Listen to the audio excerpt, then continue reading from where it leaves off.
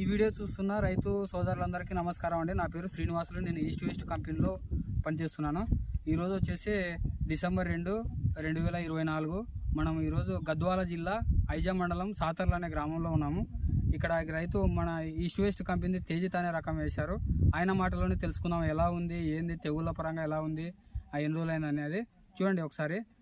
అన్న నమస్తేనా? నమస్తే. మీ పేరేనా? మహబూబ్ బాషా నా పేరు. మహబూబ్ బాషా. అన్న ఏ కంపెనీ ఇతను వేశారు, ఏం రకం వేశారో ఒకసారి చెప్పండి అన్న. ఇది ఈస్ట్ వెస్ట్ కంపెనీ అండి, తేజిత్ రకం. ఓకే, అది ఓపెన్ చేయన్న.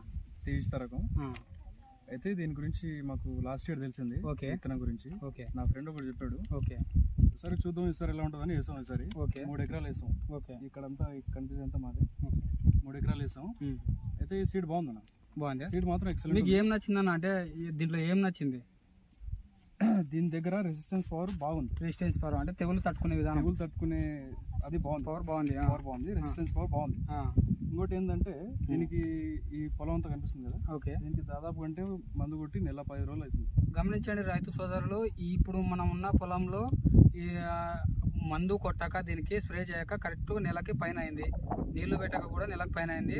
రైతు చెప్తున్నాడు కూడా నల్లదనం ఎక్కడ తగ్గల. ఆయన కూడా నల్లదనం ఏం తగ్గలేదు అంటున్నాడు. కాపు కూడా దగ్గర వస్తుంది. దగ్గర కాపు.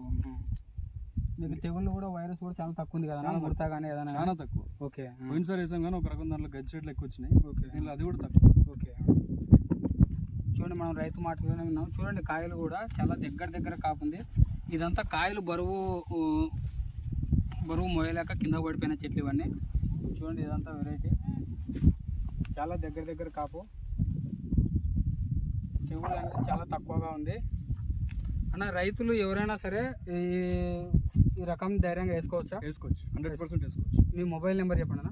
8309518531. ఓకే, మొబైల్ నెంబర్ కూడా చెప్పారన్న. మీకు ఏదైనా డౌట్లు ఉన్నా కానీ కాల్ చేసి అడగండి. ఓకే, థ్యాంక్ యూ అన్న.